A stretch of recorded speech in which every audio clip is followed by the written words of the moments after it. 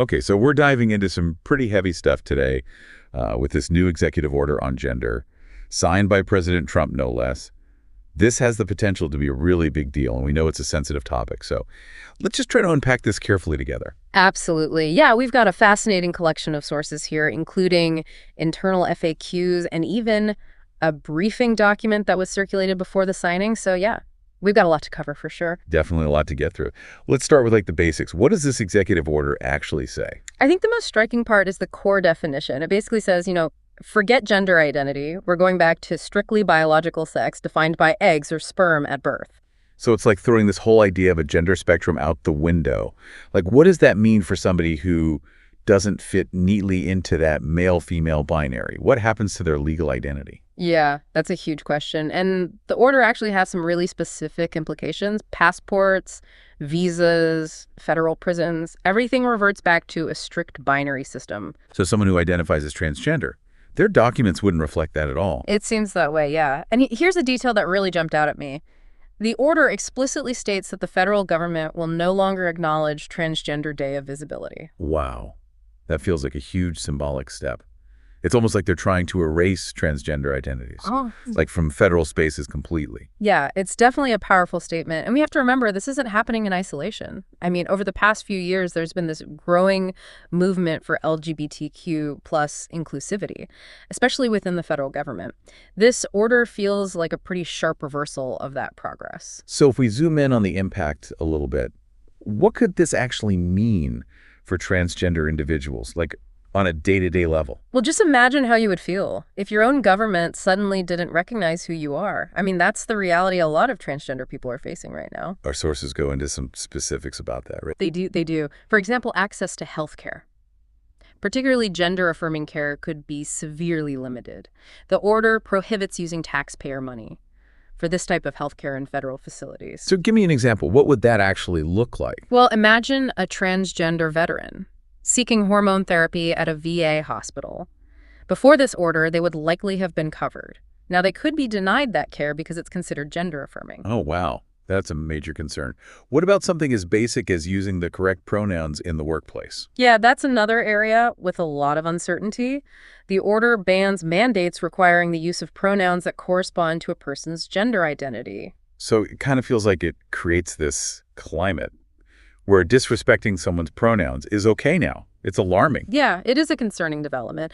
And it's not just about being disrespectful. Using the wrong pronouns can have serious psychological consequences for transgender individuals. It can make them feel invalidated and unsafe. This feels like we're taking a giant leap backward, not forward. It's definitely a major shift in policy. And from a legal standpoint, I think we can expect this order to face a lot of challenges. There are already legal precedents in place that protect the rights of transgender individuals. So you think this is going to be tied up in the courts for a while? Very likely. But it's not just about the legal battles. We need to think about the wider societal impact. This executive order sends a pretty clear message, and it's a message that could easily embolden discrimination and prejudice against transgender people. The title of the order itself feels very pointed. Defending women from gender ideology extremism. It feels like very intentionally provocative language, right? Absolutely. I think what's so fascinating here is the framing itself. It sets up this idea that women's rights and transgender rights are somehow in direct conflict with each other. Like it's a zero-sum game. Yeah. Where one group has to lose for the other to win. Exactly. And that framing can be incredibly damaging because it pits marginalized groups against each other. Instead of, fostering understanding and solidarity, it prevents us from seeing the shared struggles and the potential for collective action. Okay, so we've heard a lot about how the executive branch is framing this issue. But I'm wondering, whose voices are missing from this conversation? That's a really crucial point to consider. Our sources are primarily focused on the perspective of the government. Those who wrote and are implementing this order. We're not hearing directly from transgender individuals, their families, or advocacy groups. So it's important for us to seek out those missing perspectives, to really understand how this is impacting people's lives. Absolutely. This is a complex issue with very real consequences. To truly understand the full picture, we need to hear from all sides. Yeah, you're absolutely right. It's easy to kind of get caught up in the legal and political aspects of this, but at the end of the day, this is about people's lives and how this order actually impacts them. Reading through all of this, I can't help but think about how differently this is going to land in different parts of the country. We know that attitudes towards gender identity already vary so widely. Yeah, that's a really good point. The impact of this is definitely going to be felt differently depending on where you are. In some communities, this might not even seem like that big of a change, but in others, it could be incredibly disruptive and even dangerous for transgender people. Which makes me think about the whole issue of enforcement. Like, how is this actually going to be implemented on the ground? Yeah, that's a great question, and it's something we'll need to watch really carefully. I think it's going to depend on how individual agencies interpret and apply the directives. There's a lot of room for variation, which could create a ton of confusion, and maybe even more legal challenges down the road. You mentioned legal challenges earlier. hmm What are some of the key legal arguments we might see against this executive order? Well, one major argument is likely going to focus on the Equal Protection Clause of the 14th Amendment, which basically says that the government can't deny anyone equal protection under the law. So they'd be arguing that this order is discriminating against transgender individuals Yeah. by denying them that equal protection. Exactly. And there's a lot of case law to back this up. For example, the Supreme Court has already ruled that discrimination based on sex stereotypes is a form of sex discrimination, which is prohibited under Title VII of the Civil Rights Act. Can you remind us what Title VII is about? Oh, sure. Title VII is a federal law that prohibits employment discrimination based on race, color, religion, sex, and national origin. And in more recent years, it's been interpreted to include gender identity and sexual orientation as well. So even though this executive order is focusing on biological sex, it could still be considered discriminatory under existing law. That's right, because by rejecting the concept of gender identity, this order is essentially forcing people to conform to very traditional sex stereotypes. It's basically saying that people have to adhere to certain expectations and roles based solely on the sex they were assigned at birth. It feels like this could have ramifications far beyond just transgender rights. Like this could impact anyone who doesn't fit neatly into traditional gender roles, whether or not they identify as transgender. Absolutely. This executive order has the potential to really blow open this whole Pandora's box of legal questions about sex and gender. It's a big development, not just for transgender rights, but really for our understanding of gender as a whole. It seems like a real turning point. I know we're getting deep in the legal weeds here, but I think it's important to keep bringing it back to the human element. This isn't just about these abstract legal concepts. It's about real people's lives. You're so right. It's so easy to lose sight of that human impact when we're discussing these policy and legal matters.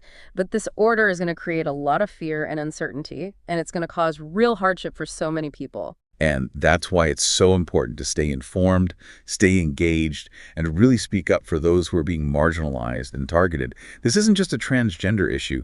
This is an issue that affects every single one of us. Well said.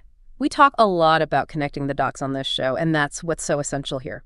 This order doesn't exist in a vacuum. It's part of a much larger cultural shift and conversation about gender identity and inclusion. So where do you see this order fitting into that larger conversation? Is it a turning point, a backlash, or something else entirely? It's hard to say definitively. We're still really in the early stages of this whole thing. But what I can say is that this order is going to have a ripple effect. It's going to shape how we think and talk about gender for years to come. So we've covered a lot of ground. We talked about what the order actually says, its potential impact, the legal challenges that it's facing. And it's a place in our, kind of evolving cultural landscape. What does it all mean? Where do we go from here? Yeah, it feels like we're at kind of a crossroads. We have this executive order that feels like a step backwards, but at the same time, there's this growing movement for transgender rights and inclusivity. It's this real push and pull. Yeah, it really is. And I think, one of the biggest things that's going to determine where we go from here is how this issue is framed in the public discourse. You're talking about that language we discussed, defending women from gender ideology extremism. Yeah, exactly. That kind of rhetoric.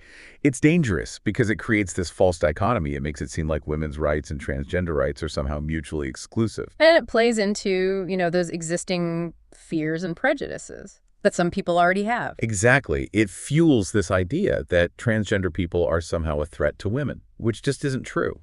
So how do we push back against that kind of framing? It seems like it's everywhere. I think it's tough, but it starts with education and awareness. We have to actively challenge those, misinformation and stereotypes that are perpetuating this kind of rhetoric. And that means having some uncomfortable conversations, right? Even with people who might not agree with us. Absolutely. We need to be willing to engage in respectful dialogue, to listen to each other and try to understand, where those different perspectives are coming from. We may not always change people's minds, but we might be able to find some common ground.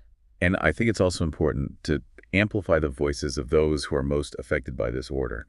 We need to hear directly from transgender individuals about how these policies are impacting their lives, their families, and their communities. Their stories are so powerful. When we hear those personal experiences, it's harder to dismiss this as, just an abstract political debate. It becomes so much more real. Okay, so as we wrap up this deep dive, I want to leave our listeners with a final thought. We spent a lot of time unpacking the details of this executive order, exploring the potential consequences, and discussing, the wider cultural and social implications. But ultimately, what matters most is how we choose to respond, how we engage with this issue moving forward. Couldn't have said it better myself. We can't just sit back and watch. We have to stay informed and stay engaged, and never stop fighting for a more just and equitable world. This executive order may feel like a setback, but it doesn't have to define our future. We still have the power to shape that future. We can choose hope and action over fear and resignation. Exactly. And this conversation we're having today is part of that. By learning, by questioning, by engaging with these different perspectives, we're taking those first steps toward a more inclusive and understanding society. This deep dive has given us a lot to think about. This is really just the beginning of a much larger conversation, and we encourage all of you to continue exploring this complex and important issue. Keep asking those questions, keep learning, and keep the conversation going.